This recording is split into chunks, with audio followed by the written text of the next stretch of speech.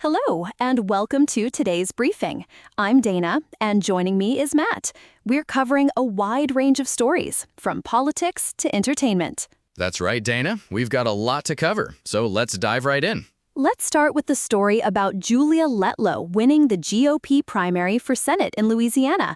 What are the key points here? U.S. Representative Julia Letlow won the Republican nomination for U.S. Senate in Louisiana on Saturday, June 25.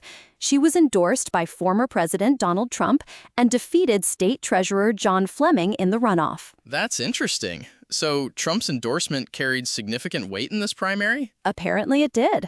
The reporting suggests that Trump's backing was central to the race, and Letlow's win is seen as another victory for him. What does this mean for the general election in Louisiana? Well, Letlow is now the Republican nominee, so she'll be running in the general election.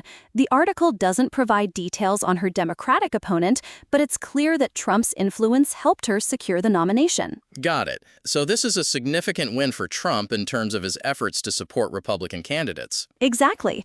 The story highlights that Trump's effort to replace Republicans who had crossed him was a key factor in this race. All right, let's move on to the next story. Iran's paramilitary Revolutionary Guard launched drone and missile attacks targeting Bahrain and Kuwait in response to U.S. airstrikes that hit Iran.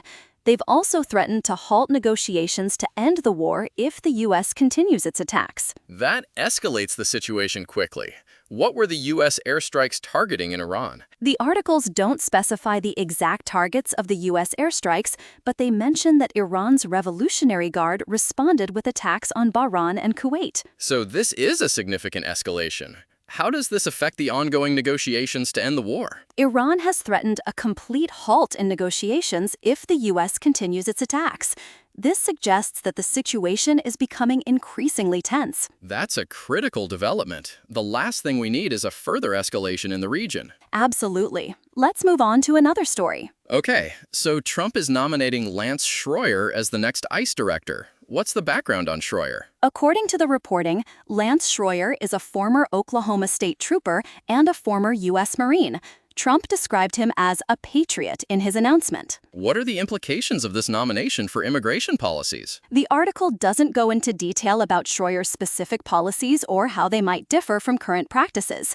It simply states that Trump is nominating him for the role. Okay, let's see how this nomination plays out. Ukraine has intensified its drone attacks on Russia, setting fire to a major oil refinery in the south and killing at least 2 people.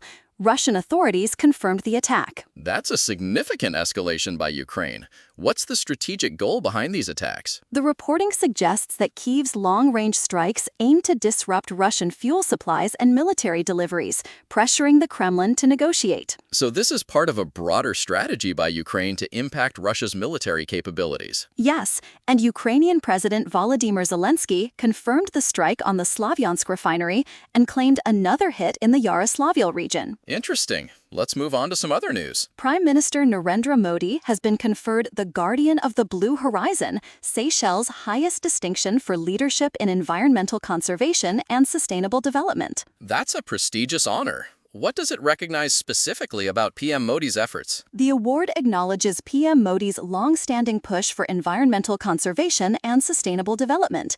It's seen as international recognition for his work on climate action and green growth. That's great to see. Environmental leadership is crucial, and it's positive that he's being recognized for it. Absolutely. Let's switch gears a bit. Okay, so Google is limiting Meta's use of its Gemini AI models. What's the reason behind this? According to the Financial Times, Meta sought more computing capacity than Google could provide, leading Google to put limits on Meta's use of its Gemini AI models. That makes sense. If Meta's demands exceeded Google's capacity, it would be reasonable for Google to set some boundaries. Exactly. And it seems that several other Google clients have also been affected, though to a lesser extent. All right, let's move on to another story. A Saudi Aramco helicopter crashed in Ras Tanura on Saudi Arabia's eastern coast, killing 14 nationals. The cause of the crash is currently unknown. That's a tragic incident. Have there been any statements about the potential cause? Not yet. The state news agency reported the crash and the fatalities, but didn't provide any information on the cause. Okay, let's hope they investigate and provide more details soon. Firmus Technologies, an Australian AI infrastructure company, has signed a strategic partnership with NVIDIA to provide emerging AI firms with more cost-effective access to computing power. That sounds like an interesting development. What are the specifics of the deal? Firmus will buy NVIDIA infrastructure and sell NVIDIA-powered cloud services to AI-native customers. The deal is expected to earn NVIDIA product revenue and a share of cloud revenue. So this partnership aims to make AI computing more accessible and affordable for startups. Exactly. It's a strategic move to support the growing AI sector. All right, let's move on to another story. According to a Deloitte report, India's debt market is not equipped to finance the country's next phase of economic growth and requires structural reforms. What specific reforms are being recommended? The report suggests that improvements are needed in liquidity, price discovery, and broader investor participation. It also emphasizes the need for market-driven interest rates. Those are significant recommendations.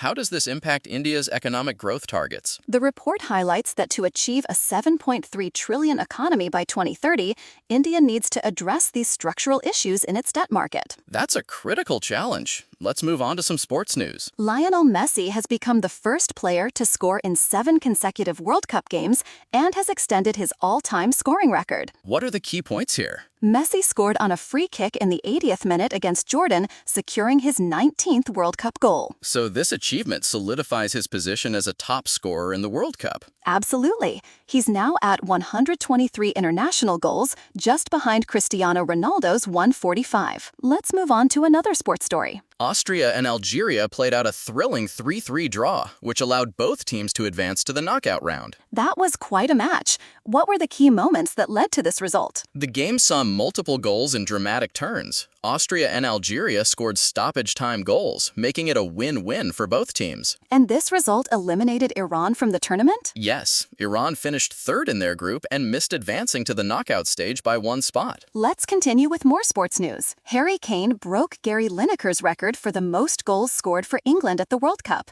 What's his reaction to this achievement? Kane expressed pride in breaking the record, but hopes to achieve more milestones in the future. That's great to hear. He's clearly driven to continue performing at a high level.